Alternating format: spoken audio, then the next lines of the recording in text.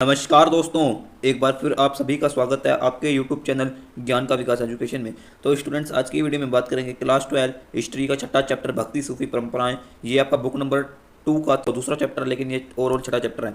इस वीडियो में हम भक्ति सूफी परंपरा से रिलेटेड लॉन्ग आंसर यानी 8 मार्क्स इंपॉर्टेंट क्वेश्चन करेंगे, जो आपके पेपर में आने की संभावना पूरी पूरी है।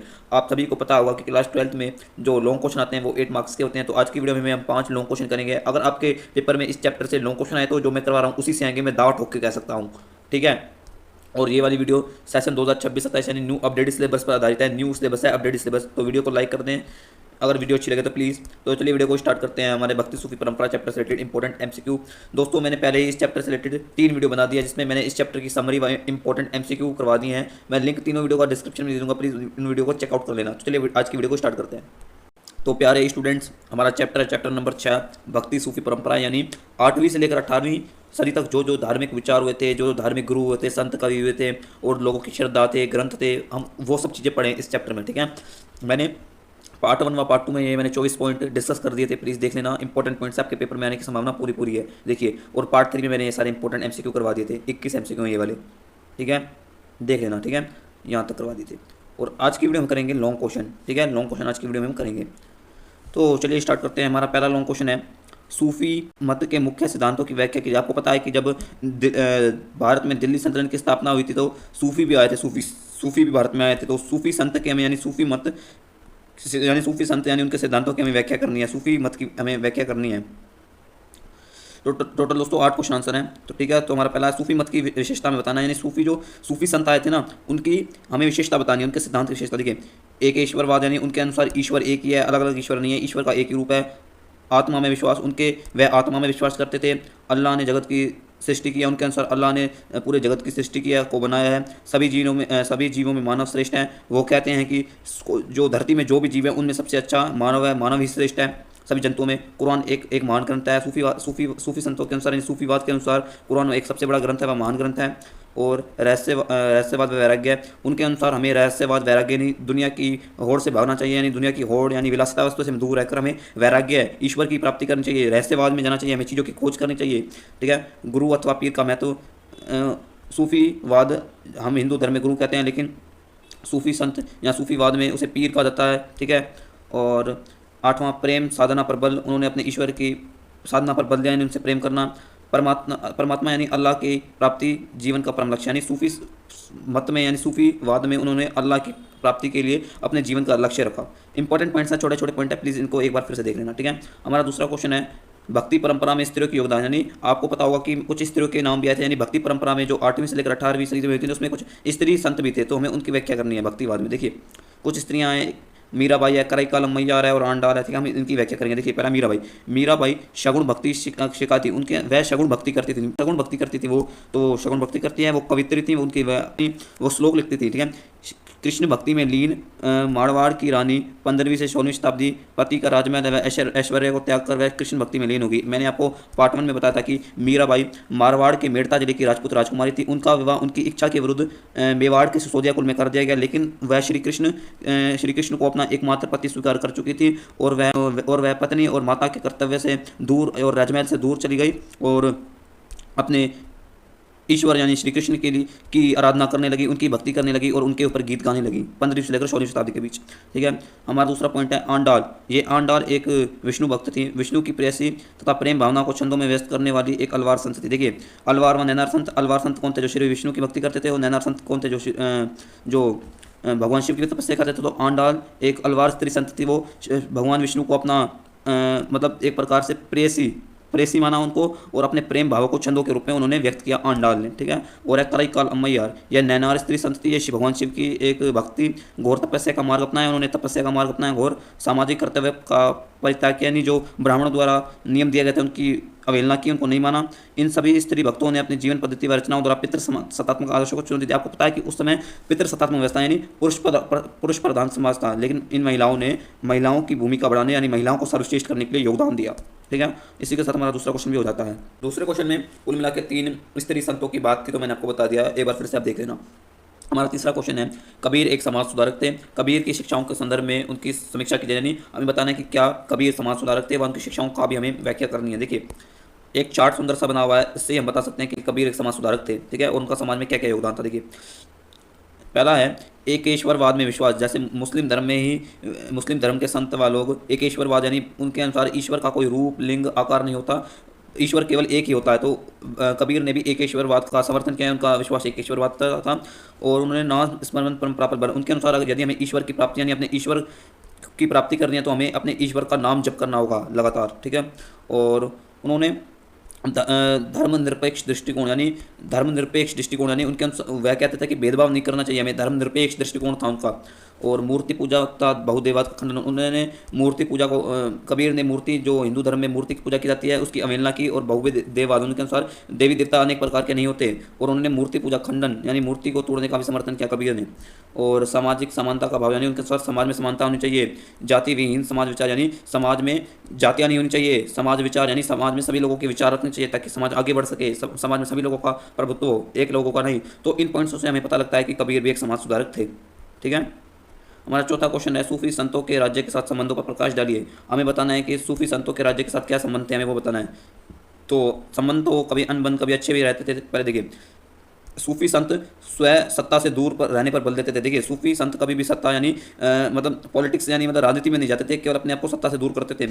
सूफी संतों द्वारा विशिष्ट वर्गों द्वारा बिना मांगे दिए गए अनुदान को स्वीकार करते थे। यानी सूफी संत मतलब जो भिक्षा यानी दान में मिलता था मांगते नहीं थे। जो कोई अमीर व्यक्ति या विशिष्ट वर्ग देता था वो अगर देता था तो अपनी मर्जी से देता था, तो उनको चुपचाप रख लेते थे।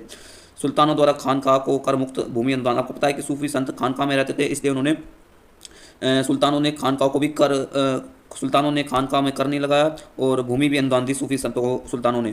दान संबंधित न्याय की स्थापना यानी सूफी संत खुद दान संबंधित न्याय की स्थापना, उनके लिए दान संबंधित न्याय की स्थापना की गई। यानी सूफी संत खुद दान ले सकते हैं और उनके लिए दान संबंधित नियमों की स्थापना की गई।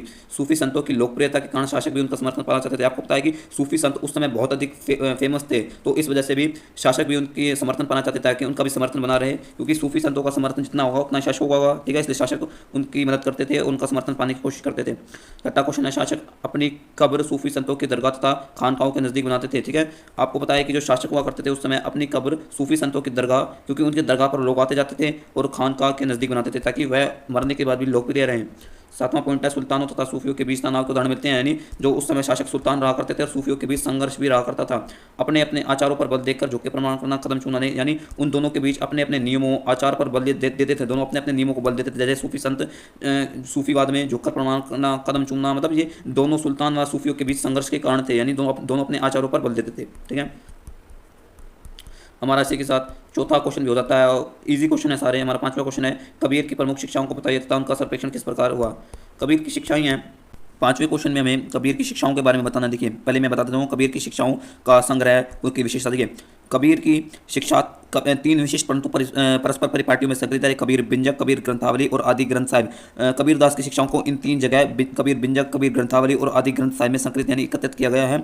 कबीर के विचार समतल उत्तर प्रदेश की सूफी और योगी परंपरा के साथ साथ हुए संवाद व विवादों के मध्य धनीभूत हुए। यानी कबीर के जो विचार थे ना, उत्तर प्रदेश के सूफी और योगी परंपरा के साथ उनका विकास हुआ था। ठीक है, और अनुयायी संतों द्वारा गा गाकर इन रचनाओं का सर्वेक्षण, यानी कबीर जो भी रचते थे उनके अनुयायी यानी फॉलोअर्स उनको गाकर उनका प्रचार प्रसार करते थे। उलट भाषी विधा थे, यानी कबीर जो भी लिखते थे ना उसको उल्टे भाषी तरीके से लिखते थे। यानी जो भी उसका अर्थ है ना उसको उल्टी तरीके से उनको उल्टा देते थे, जो अर्थ है उसको उल्टा लिख देते थे। ठीक है, उलट भाषी विधि। बंगाल, गुजरात, महाराष्ट्र में मुद्रांकित पद, यानी 19वीं शताब्दी में कबीर के पद ना बंगाल, गुजरात, महाराष्ट्र इत्यादि में मुद्रांकित यानी प्रिंटेड किए गए हैं। ठीक है, ईजी है इसलिए लाइन टू लाइन समझा रहा हूँ। हमारा छठा क्वेश्चन है, बाबा गुरु नानक की शिक्षाओं पर प्रकाश डालिए। क्या वे कोई नवीन धर्म की स्थापना करना चाहते थे। हमें छठे क्वेश्चन में बाबा गुरु नानक की शिक्षाओं के बारे में बताना है, क्या वह नवीन धर्म करना चाहते थे। इसी में क्वेश्चन है ये दूसरा। देखिए, बाबा गुरु नानक की शिक्षा, पहला उनके संदेश व उनके उपदेश उनके भजनों में मिलते हैं। देखिए, बाबा गुरु नानक जो भी संदेश देते थे, जो भी आदेश देते थे, उपदेश देते थे, वो अपने भजनों में देते थे ताकि सभी लोग सुन सकें। निर्गुण भक्ति का प्रचार था, ईश्वर सब जगह विद्यमान है। उन्होंने निर्गुण भक्ति का प्रचार प्रसार किया और वह ईश्वर को हर जगह मानते हैं कि ईश्वर हर जगह विद्यमान है। परम पूर्ण रब का कोई लिंग आकार नहीं होता। बाबा गुरु नानक कहते थे कि परम पूर्ण रब का कोई लिंग आकार नहीं होता। सभी धर्म ग्रंथों को नकारा। बाबा गुरु नानक के हिंदू व मुस्लिम दोनों के ग्रंथों को नकारा। बाहरी आडंबरों का विरोध, यानी उन्होंने धर्म में होने वाले पाखंड, जो ये पाखंडी से लोग होते हैं ना, इनका विरोध किया, ये अंधविश्वासों का विरोध किया।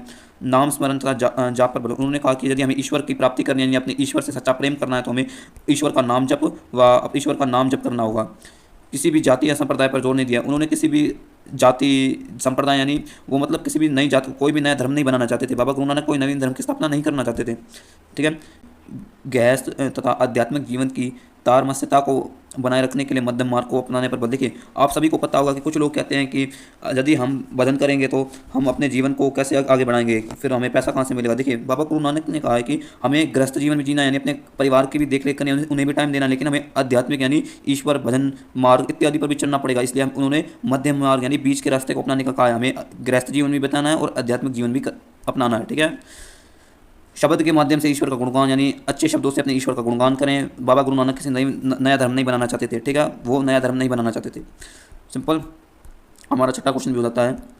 हमारा सातवां क्वेश्चन है दोस्तों, मैं सातवां क्वेश्चन नहीं कराऊंगा क्योंकि यह मैंने पार्ट 1 व पार्ट 2 में 2 बार करवा दिया है। लिंगायत कौन थे, उनका जाति व्यवस्था पर क्या दृष्टिकोण था, ये मैं नहीं कराऊंगा। अब यदि जिन जिन बच्चों को सातवां क्वेश्चन देखना है तो पार्ट 1 देख लेना, क्योंकि उसमें मैंने ढंग से समझाया है। इसलिए हम करेंगे हमारा आठवां क्वेश्चन, खानका के जीवन की मुख्य विशेषता यानी सूफी संत जिन खानका में रहते थे उनकी मुख्य विशेषता में बतानी है। देखिए, खानका में जीवन कैसा हुआ करता था। देखिए, सामाजिक क्रियाकलापों का केंद्र यानी खानका में सामाजिक क्रियाकलाप हुआ करते थे, लेन देन वगैरह। खलीफा उत्तराधिकारी यानी खलीफा के उत्तराधिकारी रहा करते थे। बली और अल्लाह के दोस्त, ठीक है, बली व अल्लाह के दोस्त भी थे। उर्स की प्रथा और इस्लाम के अनुसार जीवन जीने पर जोर, यानी खानका में इस्लाम धर्म के जो नियम थे ना उन्हीं के अनुसार जीवन जिया जाता था। और खानका में सिलसिला शब्द, खानका में सिलसिला भी था, यानी सिलसिला पीर व उनके मुरीद यानी शिष्य के बीच एक जंजीर को दिखाता, यानी खानका में एक सिलसिला नामक चीज़ हुआ करती थी। सिलसिला एक प्रथा हुआ करती थी जिसमें 2 व्यक्ति हुआ करते थे। एक हुआ करता था पीर यानी गुरु, और उनका शिष्य यानी जिन्हें मुरीद कहा जाता है। वो उन सिलसिला उन दोनों के बीच एक रिश्ते को दिखाता है, जंजीर की तरह मजबूत, तो उसे सिलसिला कहा गया है। तीर्थ यात्रा पर दौर, यानी तीर्थ यात्री खानका में आते थे। शेख पीर मुर्शिद यानी ये लोग खानका पर नियंत्रण करते थे, यानी इन्हीं के नेतृत्व में इसका संचालन हुआ करता था। चलो मैं एक बार फिर भी सातवां फिर से समझा देता हूँ, आपकी भलाई हो जाएगी। देखिए, इसमें पूछ रखा है कि लिंगायत कौन थे, जाति प्रथा के संदर्भ में सामाजिक धार्मिक क्षेत्र में उनका क्या दृष्टिकोण था। ठीक है, जो ब्राह्मणों द्वारा नियम बनाते थे उन पर उनका क्या दृष्टिकोण था। पहले बता दो लिंगायत कौन थे। देखिए, 12वीं शताब्दी में कर्नाटक में एक नए आंदोलन की शुरुआत हुई जिसका नेतृत्व बांसवाना नामक एक ब्राह्मण ने किया, और उन्होंने एक नया आंदोलन चलाया। ठीक है, और इस आंदोलन के अनुयायी यानी इस आंदोलन के फॉलोअर वीर शैव यानी शिव के वीर कहलाए, यानी लिंगायत कहलाए। उम्मीद आपको समझाया होगा कि 12वीं शताब्दी में कर्नाटक में एक नया आंदोलन चला जिसका नेतृत्व बांसवाना नामक एक ब्राह्मण ने किया था, और इस आंदोलन के अनुयायी शिव के वीर यानी वीर शैव कहलाए, लिंगायत कहलाए। सिंपल। और यह शिव की आराधना लिंग के रूप में करते थे। ठीक है, ये शिव की आराधना शिवलिंग के रूप में करते थे। यह अपने वाम सकन यानी लेफ्ट हैंड में चांदी के पिटारे पे एक लघुलिंग धारण करते थे। जगमुत अथवा मायमार भिक्षु भी थे। जाति प्रथा, ठीक है, भिक्षु भी रहा करते थे। इनका जाति प्रथा पर क्या दृष्टिकोण था। इनके अनुसार व्यक्ति का पुनर्जन्म नहीं होता, वह व्यक्ति मृत्यु के बाद शिव में मिल जाता है, यानी शिव में लीन हो जाता है। श्राद्ध संस्कार का विरोध, यानी जो ब्राह्मणों ने बताया कि व्यक्ति की मृत्यु के बाद हमें श्राद्ध की विधि करनी होती है, तो उन्होंने इसका विरोध किया। कुछ समुदाय दूषित होने की ब्राह्मणी अवधारणा का विरोध किया, यानी ब्राह्मणों ने बताया कि यह समुदाय दूषित है, ये है, मतलब इनको अनटचेबल बताया, तो उन्होंने इसका विरोध किया। पुनर्जन्म के सिद्धांत पर प्रश्न लगाया। और वयस्क विवाह, यानी वयस्क विवाह व विधवा पुनर्विवाह को मान्यता दी, यानी विधवा भी अपना पुनर्विवाह कर सकती है और वयस्क को विवाह करना चाहिए, इन्होंने ये भी बताया। तो उम्मीद है आपको सारे क्वेश्चन समझ आ गए होंगे। 8 के 8 प्लीज इस वीडियो को 2 बार देख लेना, फिर आपको समझ आएगा। तो मिलते हैं, इसी के साथ हमारा ये चैप्टर पूरा हो जाता है 4 वीडियो में। इस चैप्टर में कोई मैप नहीं बनता, इसलिए मैंने मैप नहीं करवाऊंगा। तो मिलते हैं हमारे क्लास 12th के हिस्ट्री के 7th चैप्टर में, नेक्स्ट वीडियो में पार्ट 1 में। ठीक है, तब तक के लिए बाय। 7th चैप्टर में मिलते हैं। ये चैप्टर पूरा हो गया, प्लीज़ इस चैप्टर से रिलेटेड 3 वीडियो देख लेना। Bye bye.